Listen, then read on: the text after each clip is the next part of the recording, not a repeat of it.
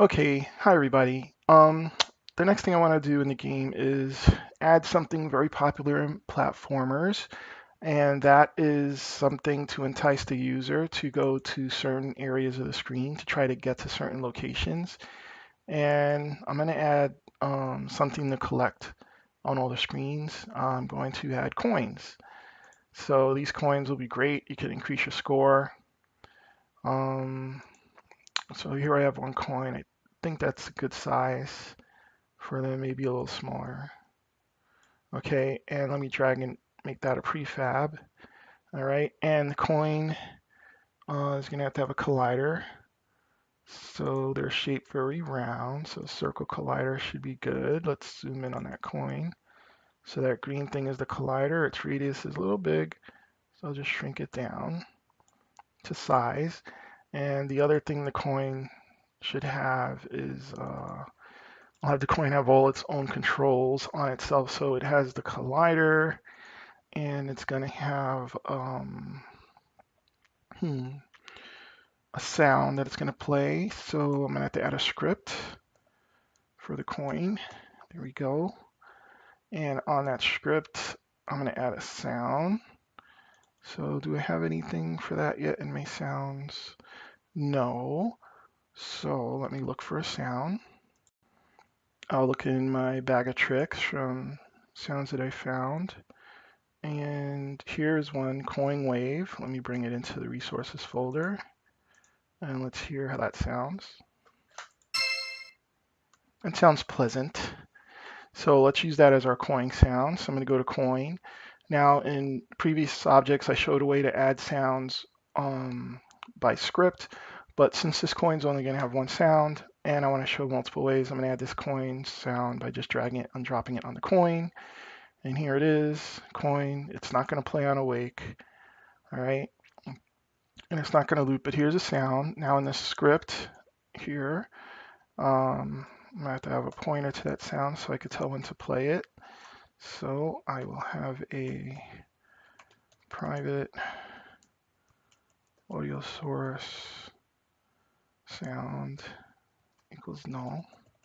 And then in the start, private void start, I'll just set sound equal to this dot get component audio source. And this works. There's only one sound. So when I get audio source, there's only one audio source to get.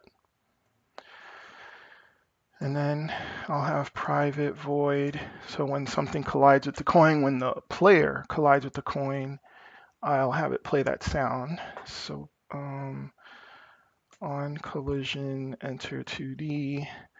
If collision dot game object dot tag compare tag to player. If the player hits the coin equals true, then it could do the thing where sound dot play, and after the sound plays, then the coin could disappear, do some kind of animation and disappear, maybe a special effect and disappear. But basically, it's gonna play the sound, and then after the sound finishes playing, private void destroy coin. Okay, so I'll wait for the sound to finish playing before I call destroy coin. So here the sound is set to play, and then I will invoke a call to destroy coin. And I will invoke that call after sound.clip.length. That way it lets the sound play, and then it calls destroy coin, in which this destroy this game object. Okay. So I have a coin there, and let's just see what happens with this one coin that we have here when I touch it. It should play a sound and then go away.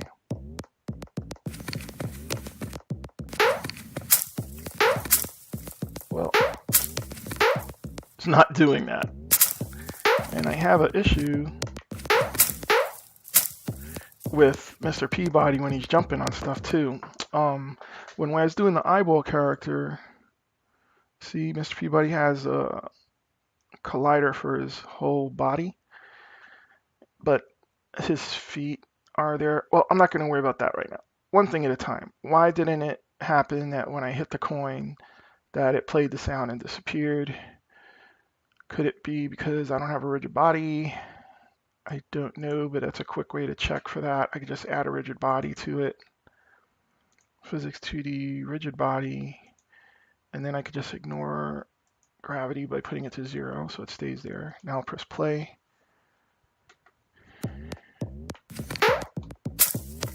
It's not working either. Could it be because I had the command that says ignore collisions from player to player on all layers? Yeah, that's a danger. Now the coin is on what layer? It doesn't have a layer. And Mr. Peabody. All right, let's see. Over here it says compare tag player. What is Mr. Peabody? Player with a capital P. Player with a capital P. Player. All right. So let's take off the rigid body from the coin if we don't need that. We don't need that from the coin. Remove that. Now let's press play.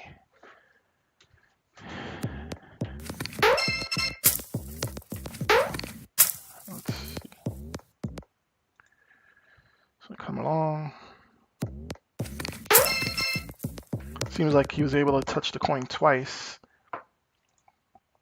And that's probably because here, you know, the sound was playing before the coin finished destroying. So what I'm going to have is a private bool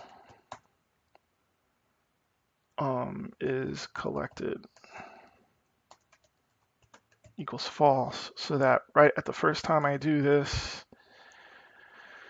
I'll set is collected equal to true, so you can't collect it more than once. And if you collide with the player equals true and is collected equals false. And is collected equals false. So I don't come in more than once. Okay.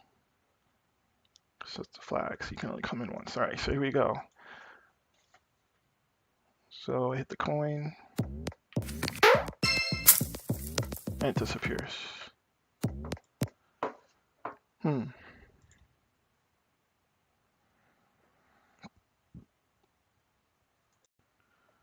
now the only problem I can see with this is if I have a number of coins. Let me just line them up here. Here's 1, 2, 3. Can I even jump that high? All right, 1, 2, 3. 3 coins or whatever. That I should be able to just pass through the coins and the coins shouldn't stop me. So let's see what happens when I got 3 coins here. See, I'm standing on the coins before they disappear. So I kind of want the coins to be something that I could detect that I'm hitting, but that I could still move through. All right, so these coins, let me take the first coin only and get rid of these other 2. Instead of having the regular collider, I'm going to click the is trigger. So I just want to trigger the fire when I touch the coin. So I'm going to say save here for that change, apply that. And here with the trigger, I don't use collision enter, I have to use on trigger enter. So private void on trigger enter 2D. All right. And let's see, if is collected equals true, then we have nothing to do here, so we could just return. Okay, else if collision dot compare tag with player equals true, then we will do this stuff with playing the sound. Copy, paste. So for now, we'll just comment this one out, and we're going to use, oops, a little bit too much there, guys. We'll comment out this one and see if it works with the trigger one. And did I save my script? No, I still have a star. Okay, so now with the trigger one, like I should continue my jump. It shouldn't be that I could collide with it. There we go. And that's more like what we want. Now, the only other thing we want is probably like a little splashy effect to the coin when we hit it. So we could add a particle effect to it. So let's see. Here's my coin. And we're going to add a effect, particle system. And there we can see the particles emanating. Now let's play around with the particle system. Okay. So we can make any kind of effect here. It's not going to play on awake. And let's see, we should probably make a texture maybe from the coin to use, like the way we do with the grass, we made a texture. So I'm going to say material, create material. Here we go. And then to that material, this will be coin, I'm going to call it. And then here we'll use the coin sprite as the material. There we go. And let's see how that looks. It's a solid. If I do a cutout, there we go. All right. I don't need those things. Now, one thing, since this is a material and materials in 3D, our scene needs a light. And I may have forgot to mention that when I was doing the grass blade thing. Otherwise, the texture comes out very dark. So I have the material. Now I'm going to the particle system. And what I'm going to render is that material, coin. There. And for some reason, they're all really stretched out long. I'm not sure why. But we could... I'm not going to make the coins that big. I'm going to make them smaller. 0.5. And we probably should have the emission come in the form of a blast instead of some constant emission. So we're going to have a burst. So we'll have our first burst to count at 30. Let's see when I press, there you go, if I restart, and the coins come out like that. And they should probably come out a little faster. There's one thing though, this material, it looks so dark. I do want the coins to look more golden. And if I turn on specular highlights, they do light up a little bit. This doesn't. Enable GPU instancing means that if there's a graphic accelerator card on the laptop or the computer, it'll use it. Emission is to be able to emit a color of light. Smoothness, that has to do with something, but it does get a little brighter with smoothness. What's alpha? Okay. So emission means it can actually emanate light itself, and I could pick a color. And here it's emitting black, and here it would be emitting white. And there's gold, and there's orange, and then there's degrees to which it emits light. So they kind of shine a little better, I guess. All right, and let's see. So that's what they're bright, like the way the coin is. Now I go back to the animation for the coin. These are the bursts. And let's play with this settings here. All right, so if I played around with these settings here, and I got that. That's my particle effect for the coin. And now I just have to control when it plays. So let's go into the script. Yeah, we found that using trigger worked better because we could jump through. Let's go to the script, and we need a private particle system ps equal null, and then in the start we could see that ps equals this dot get component particle system. Okay, and that at first ps dot is not going to play. Okay, and then over here sound play, then we'll have the particle system play particle ps dot play. Let's see what happens. So when I hit the coin, it should play the effect. And it didn't. Why? Let's get rid of the destroy part for a minute. Comment that out. And let's see what happens. Slower, see if there's any errors. It just never played the effect. So let's see what's happening. Coin. Particle system. Play on awake. I don't know. I'll try checking that. Play.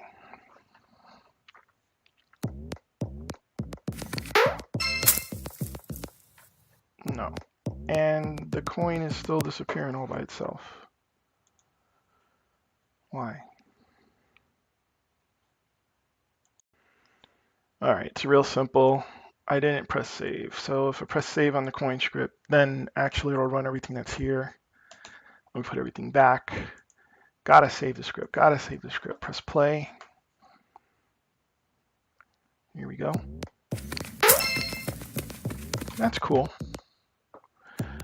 You know, I almost think it looked better if the coin disappeared right away when I hit it. So we could do that. Sound play, PS play, and then this dot get component renderer dot enabled equals false. I think that will hide the coin from showing, because here is the coin sprite renderer, and you see if I disable it, the coin doesn't show. All right, so let's press play. See that? See if this looks the way we want it. That looks better. So now, if I put in a bunch of coins, I should, well, let's put the coins in the level thing. So here in level, I'm going to add another folder. I have all these folders, and I have all this grass I added. Let me just put the grass in the grass folder. Okay. And then let me put something for coins. Create empty coin holder. Coin holder. And I'll put my first coin in there. Bloop. And let's go take a look at your first coin. Zoom in on you really good. And there we go. Okay, and make sure we apply that prefab of the coin. So now I could do a couple of copies and move the coin around. Control D, Control D, good. So let's see, we had these here, Control D. And that could be like our first coins that we collect, or maybe even simpler. The first coin will be like right here. And the third coin will be right here. So these you collect are in the grass. 1, 2, 3. And then let's see what we got coming up here. A couple more. I mean, when I finish making all the mechanics for the game, then we could get these levels. Making the levels is going to be a creative effort. They're saying that that's a jump right there. And then another place where there's a jump is right here. So we'll induce a jump by saying to come up here like this. Okay, so we got some coins that you collect, all right?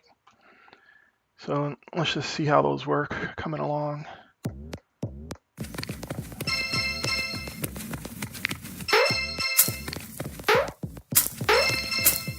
Good.